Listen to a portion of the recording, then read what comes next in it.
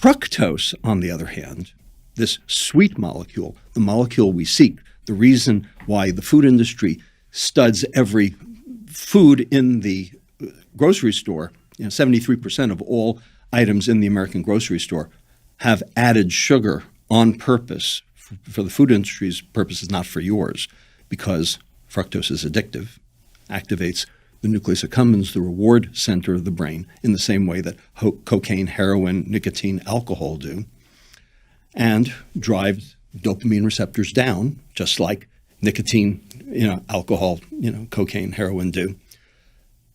That molecule, fructose, is number one, completely vestigial to all vertebrate life. There is no biochemical reaction in any vertebrate that requires dietary fructose. That's number one. Number two. Okay, sorry, I'm going to just insert. So you're saying that even though we can process fructose, we have a limited capacity to process it in the same way we have a limited capacity to metabolize alcohol. Got it. And fructose has no function in the human body. Period. You don't need it. You don't need it. You don't need it. But our diet is replete with it. In fact, our fructose consumption's gone up 25-fold since the beginning of the last century. I have to ask this now. I love fruit. I eat berries galore, especially since the price of berries seems to have come down. It used to be that you only get them certain times a year. I'm what you call a drive-by blueberry eater. So I'll just walk past and just take a fistful. You can't put them in front of me without me eating them. This is even difficult for me when other people I don't know are eating them. So I eat lots of blueberries, strawberries, blackberries if they're in season. I love them. No problem. Loaded with fructose? No.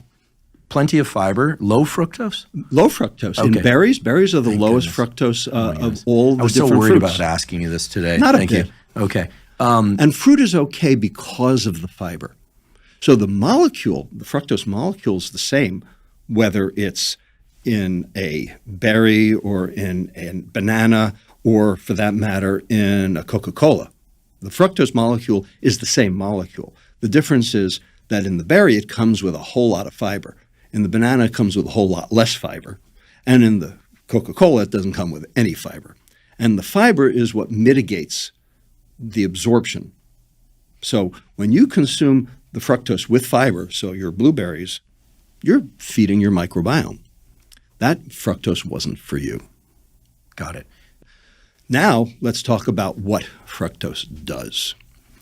Turns out fructose inhibits three separate enzymes necessary for normal mitochondrial function. Now, your mitochondria make ATP. Your mitochondria have to work at peak efficiency. That's what metabolic health is mitochondria working at peak efficiency. Well, there are three enzymes that are inhibited by fructose. Number one, AMP kinase. All right. Now, AMP kinase is the fuel gauge on the liver cell. It's the thing that tells the liver to make more mitochondria, fresher mitochondria. Because if your AMP levels are high, that means you've dephosphorylated a bunch of ATPs and you have to regenerate them, so you need some more mitochondria. So it's a negative feedback pathway. Well, you need that AMP kinase to generate that mitochondrial biogenesis signal. Except that fructose, a metabolite of fructose called methylglyoxal, MGO, sits in the active site of the gamma subunit of that AMP kinase and actually binds to arginines in that active site, rendering that enzyme now dead.